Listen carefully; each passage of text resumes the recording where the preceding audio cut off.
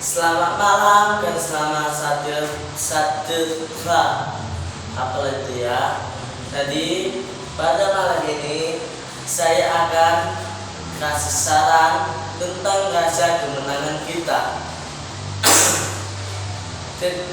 Tertulis di situ Wahyu 12 ayat 10 sampai 11. Wahyu 12 ayat 10 sampai 11.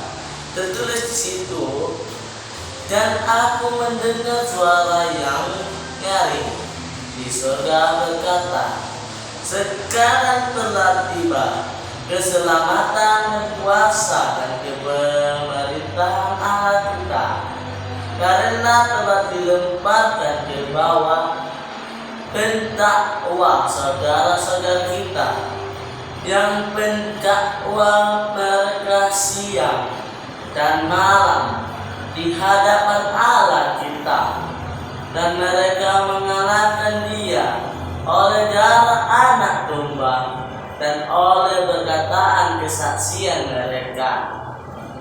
Karena mereka tidak mengasihi nyawa mereka sampai ke dalam maut. Tadi itulah Wahyu 12 ayat 10 sampai 11. Tadi saudara-saudara, seorang anggota gereja berkata pada temannya, wahai salah alangkah beruntuknya aku mengajak seorang baru datang di dalam kebaktian.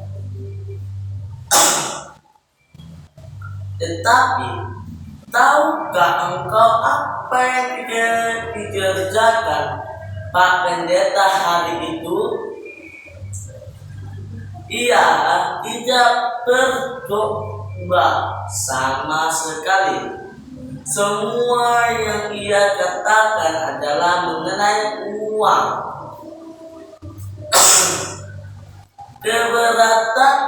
Keberatan orang ini, saudara-saudara, memang adalah keberatan yang dapat dimengerti. Keberatan yang sangat bisa terjadi. Banyak orang menjadi malu, bingung, dan dengkel kalau soal uang dibawa ke mimbar.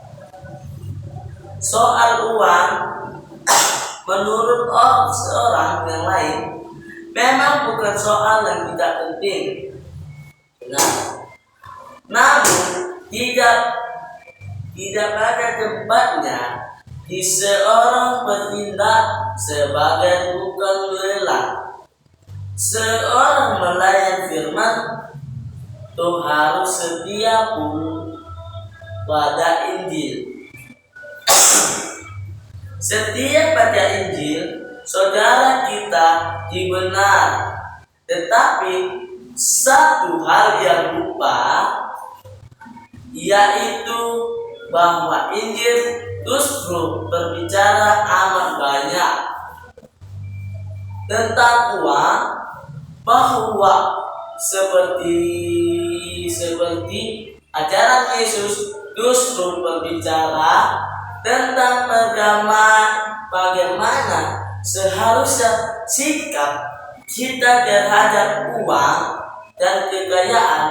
Jadi bagaimana setiap apa Injilan berarti setiap pada isi Injil seluruhnya, bukan hanya 2/3-nya. Ya. Yesus adalah seorang yang amat realistis. Ia memandang uang seperti apa adanya. Ia tidak meremehkannya. Ia tidak mengutuknya. Ia tahu bahwa uang mempunyai suatu peranan yang amat besar dalam hidup seseorang. Karena itu, uang pasti mempunyai makna yang lebih dalam, makna yang rohani. Yesus tahu Yesus tahu bahwa sikap dan cara kita memandang uang menentukan sekali tipe dan golongan manusia bagaimanakah kita ini.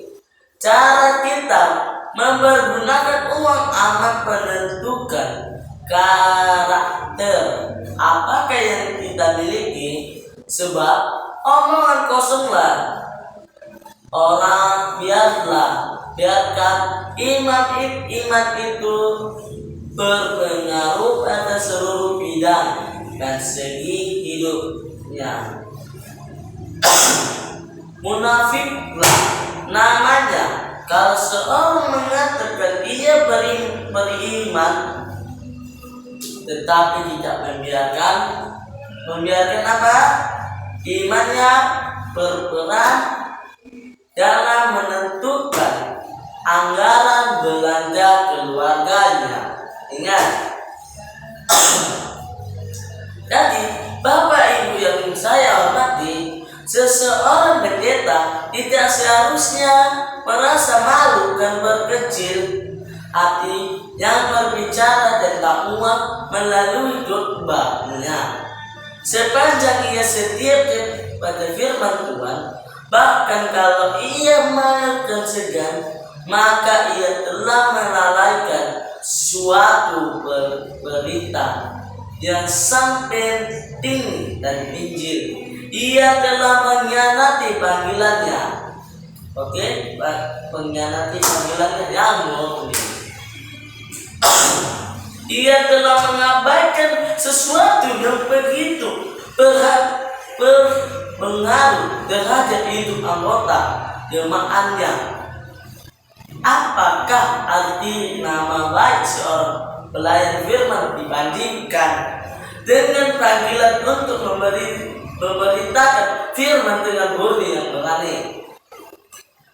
Melihat kenyataan bagaimana jemaat berusaha mengumpulkan uang untuk membiayai pelayanannya, maka ada sebuah kecemasan yang perlu ditemukan, yaitu suatu kegerungan yang amat berbahaya.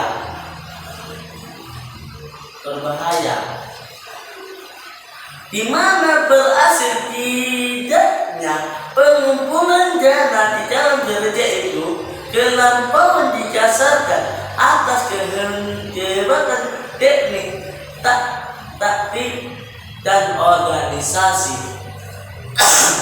Seolah-olah persiapan yang matang memulihkan yang menarik acara yang merangsang selera. Ya, itulah satu-satunya kunci kesuksesannya. Jadi saudara yang saya cintai, saya tidak mengatakan bahwa teknik, taktik, dan organisasi itu tidak penting. Saya juga tidak hendak meremehkan pentingan berangsang selera anggota untuk memberi. Tetapi kalau itu satu-satunya pegang dan landasan, maka gereja telah menjadi dirinya sendiri seperti sebuah toko yang laris hanya karena etalase yang menarik dan karena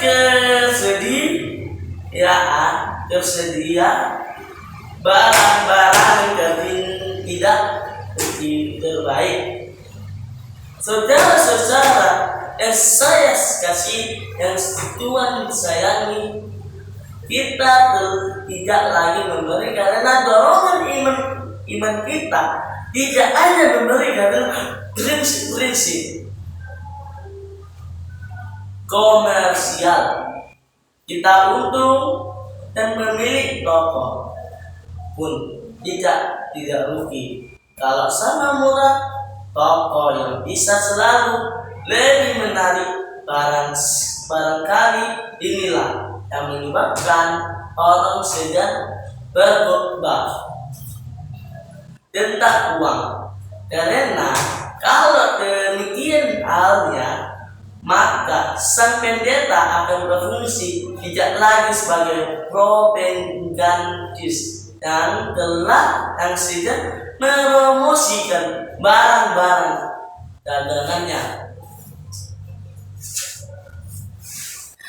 Di atas saya kemukakan bahwa uang itu mempunyai makna yang rohani. Dari cara kita menggunakan uang, orang dapat mengenal siapakah kita ini sebenarnya. Karena itu, dari berapa besar kita bersedia memberikan untuk pekerjaan Tuhan, determinlah berapa besar kita tersedia menyerahkan hidup kepadanya.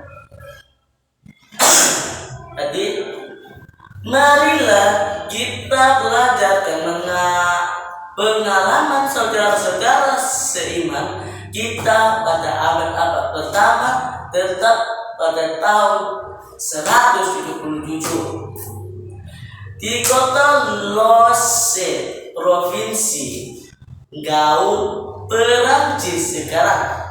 Marilah kita bayangkan bahwa diri kita sedang berada di tengah-tengah semaraknya suasana pesta Australia.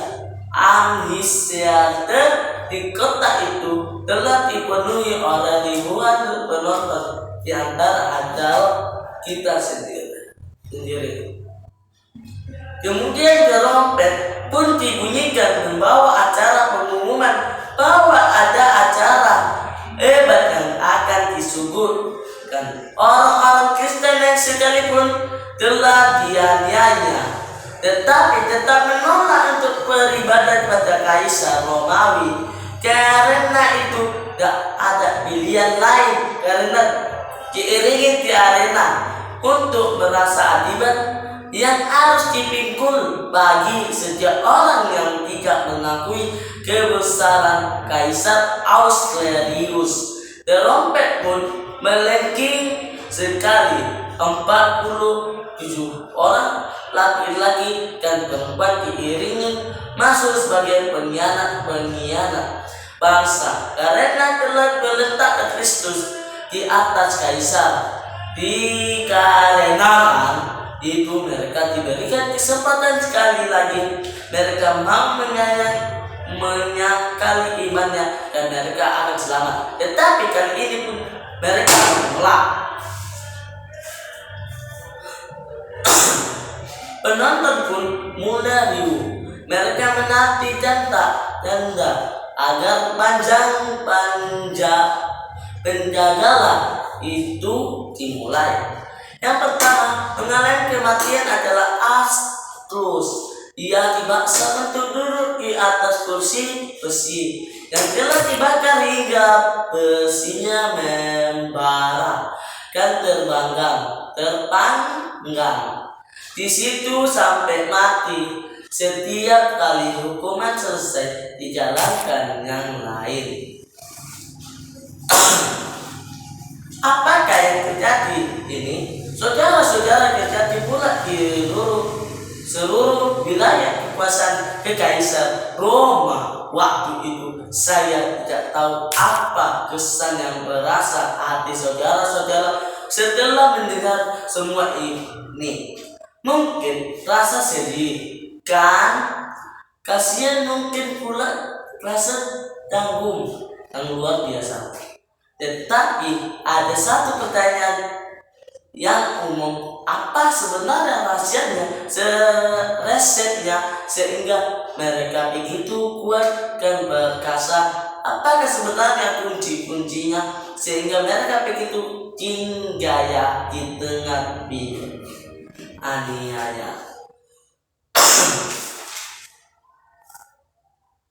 Saudara-saudara saya sayangi, yang saya cintai, dan saya hormati, dan Tuhan Yesus memberkati.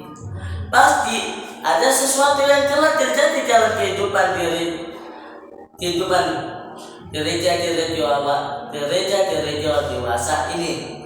Karena gereja-gereja Tuhan di Amerika Utara hanya sanggup menyisihkan 2 sen sehari untuk Kristusnya. Pasti ada sesuatu yang salah terjadi dalam kehidupan gereja di masa ini.